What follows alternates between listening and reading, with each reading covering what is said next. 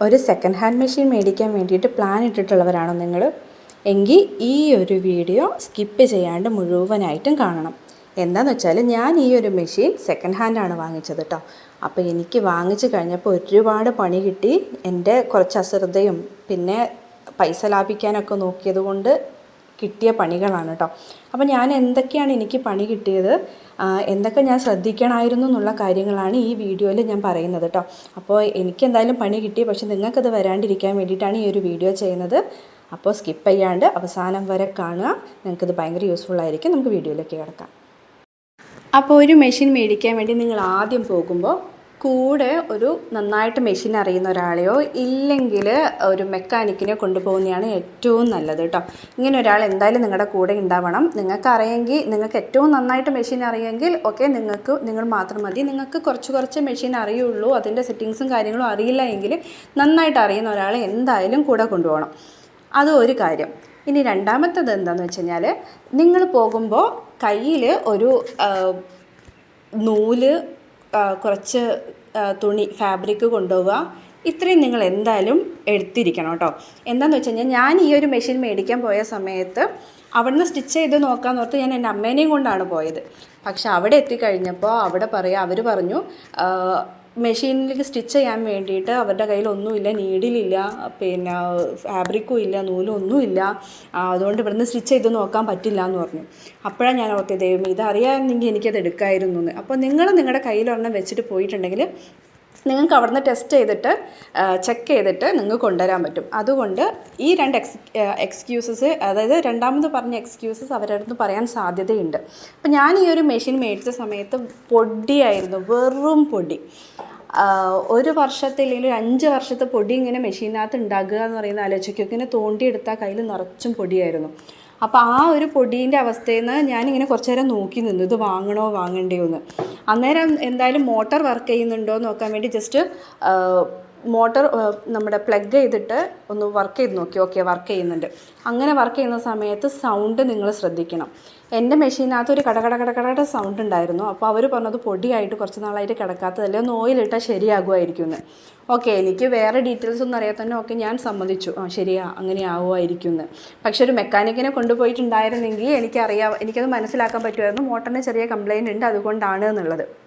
Okay, ഇനി മൂന്നാമത്തെ കാര്യം വരുന്നത് എന്താണെന്ന് വെച്ച് കഴിഞ്ഞാൽ, ഈ മെഷീൻ മേടിച്ച സമയത്ത് ഇവിടുത്തെ ഈ ഒരു കവറിങ് ഇല്ല. അതുപോലെ തന്നെ ഇവിടെ ത്രെഡ് ഇടാനുള്ള സ്പൂൾ പിൻ ഇല്ല. പിന്നെ അതിൻ്റെ കൂടെ എക്സ്ട്രാ ഇവിടെ ശരിക്കും കാലിൽ നമ്മൾ പെഡലിൻ്റെ ഭാഗത്ത് ഒരു കവറിങ് ഉണ്ടാക്കും, ആ കവറിങ് ഇല്ല. ഇതൊന്നും ഉണ്ടായിരുന്നില്ല. ഇതൊക്കെ ആക്ച്വലി നമുക്ക് അത്യാവശ്യമായിട്ട് വേണ്ട സാധനങ്ങളല്ല, നമുക്കത് ഊരി വെക്കാവുന്നതാണ്. പക്ഷേ നിങ്ങളത് വാങ്ങുന്ന സമയത്ത് ഇവർ ദൂരി വെച്ചിട്ടുണ്ടെങ്കിലും ഇവരത് നിങ്ങൾക്ക് തരണം. എല്ലാ പാർട്സുകളും നിങ്ങൾക്ക് ഉണ്ടോ എന്ന് നിങ്ങൾ നോക്കി കൃത്യമായിട്ട് നോക്കിയിട്ട് വേണം നിങ്ങൾ വാങ്ങിക്കാൻ വേണ്ടിയിട്ട്. ആക്ച്വലി ഞാനിത് വാങ്ങിച്ച സമയത്ത് എനിക്ക് ഈ ഒരൊറ്റ പാർട്സ് പോലും കിട്ടിയിട്ടില്ല. അതുകൊണ്ട് ഇപ്പോൾ എനിക്ക് ആകെ ബുദ്ധിമുട്ടാണ്. എല്ലാ തരത്തിലുള്ള നൂലുകളും ഇങ്ങനെ പിന്നെ എക്സ്ട്രാ ഒരു പിന്നെ പാത്രത്തിലിട്ട് വെച്ചിട്ട് സ്റ്റിച്ച് ചെയ്യാൻ പറ്റില്ല. ചില ടൈപ്പിലുള്ള സറി ത്രെഡ് ഈ സ്പൂൾ പിൻ ഇട്ടാൽ മാത്രമേ നമുക്ക് സ്റ്റിച്ച് ചെയ്യാൻ പറ്റുള്ളൂ. അതുകൊണ്ട് തന്നെ ഇപ്പം ഞാൻ ആകെ കുടുങ്ങിയിട്ടിരിക്കുകയാണ്. ഓക്കെ, അപ്പോൾ ആ ഒരു പ്രശ്നം നിങ്ങൾ മേടിക്കുന്ന മെഷീനിൽ ഉണ്ടാവരുത്. നിങ്ങൾ പറഞ്ഞ് നിർബന്ധമായും അതിൻ്റെ എല്ലാ പാർട്ടുകളും വേണമെന്ന് പറഞ്ഞ് തന്നെ വാങ്ങിക്കുക കേട്ടോ. ഇനി ചെക്ക് ചെയ്യേണ്ടത് ഇതിനകത്തുള്ള ഏതെങ്കിലും പാർട്ട് മാറ്റിയിട്ടുണ്ടോ എന്നുള്ളതാണ് കേട്ടോ. ഇതിൻ്റെ ഉള്ളിലാണ് ഷട്ടിലിരിക്കുന്നത്.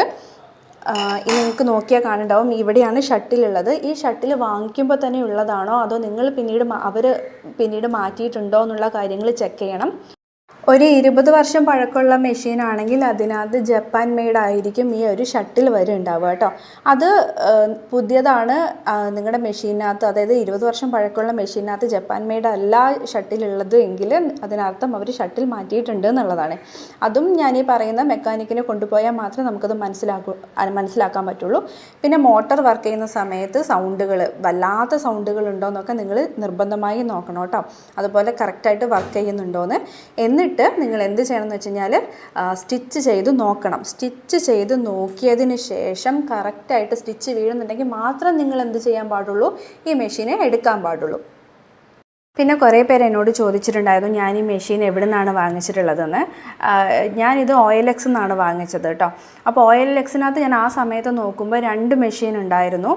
ഒന്ന് വെൽ മെയിൻറ്റെയിൻഡ് ആയിട്ടുള്ള ഒരു മെഷീനാണ് 10,000 ആണ് റേറ്റ് പറഞ്ഞിട്ടുണ്ടായിരുന്നത്. വേറെ ഒന്ന് ഒരു 5,000 റേറ്റ് പറഞ്ഞതായിരുന്നു കേട്ടോ. അപ്പോൾ നമ്മൾ സ്വാഭാവികമായിട്ടും ക്യാഷ് നോക്കിയിട്ട് ഞാൻ ഫിക്സ് ചെയ്തു, അതായത് 5,000 അത് പോയി നോക്കാം, അതാകുമ്പോൾ ഇവിടെ എടുത്തുവാണെന്ന് പറഞ്ഞിട്ട് ഞങ്ങൾ അവിടെ പോയി നോക്കി. അവിടെ പോയി നോക്കിയിട്ട് അപ്പോഴാണ് ഈ അവസ്ഥയൊക്കെ കണ്ടത്. പിന്നെ വാങ്ങണോ വാങ്ങണ്ടയോ എന്നുള്ളൊരു ഡൗട്ട് വന്നിട്ടുണ്ടായിരുന്നു. പക്ഷേ അവസാനം അത് വാങ്ങാം എന്നുള്ളൊരു തീരുമാനത്തിൽ നമ്മൾ എത്തി. ഇവിടെ വന്ന് കഴിഞ്ഞ് ഇതിൻ്റെ ബോർഡൊക്കെ പറ്റ പോയിട്ടുണ്ടായിരുന്നു കേട്ടോ. ഈ ബോർഡ് ഇങ്ങനെ നടുക്കുന്ന ഇങ്ങനെ കീറിയിട്ടായിരുന്നു ഉണ്ടായിരുന്നു, ഇങ്ങനെ പൊളിഞ്ഞിട്ടുണ്ടായിരുന്നു. ഒന്ന് ആഞ്ഞ് സ്റ്റിച്ച് ചെയ്താൽ 2 കഷ്ണമായിട്ട് നമ്മുടെ കാലിൽ വീഴും, അങ്ങനെയായിരുന്നു ഉണ്ടായിരുന്നത്.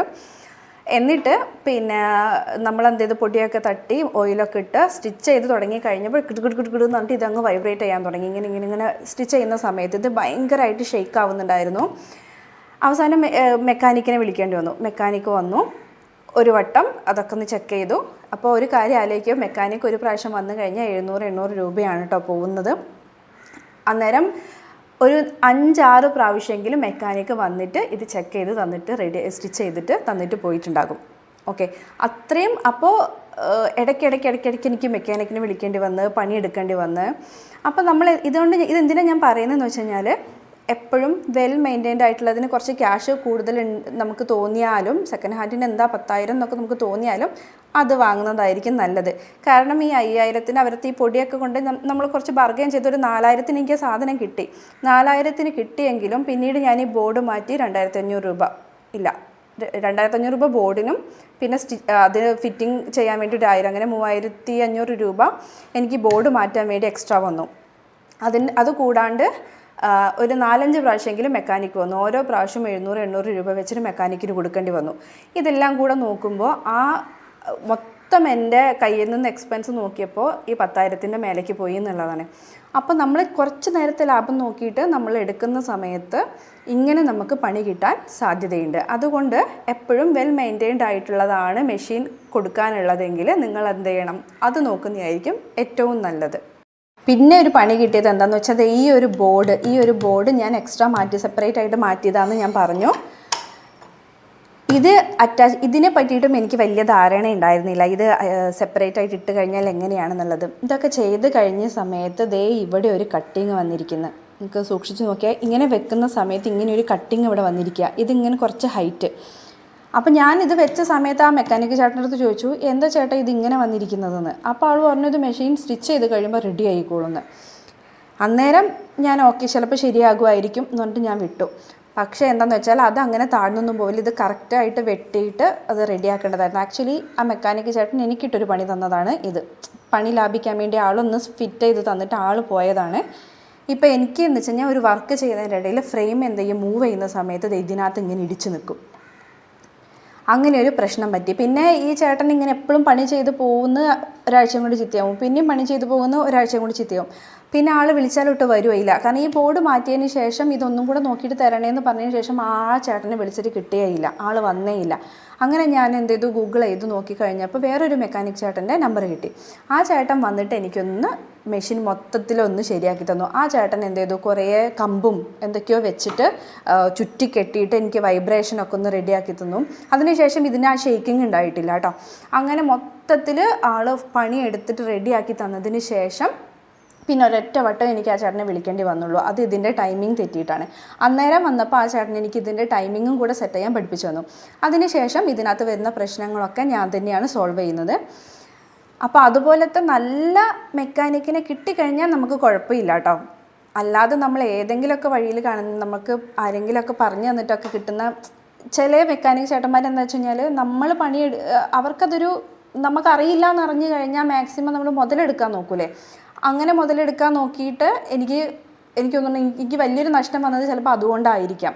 അപ്പം നിങ്ങളൊരു മെഷീൻ എടുക്കുന്ന സമയത്ത് മെഷീൻ കറക്റ്റായിട്ട് എങ്ങനെ മെയിൻറ്റെയിൻ ചെയ്തിട്ടുള്ള മെഷീനാണോ നോക്കണം.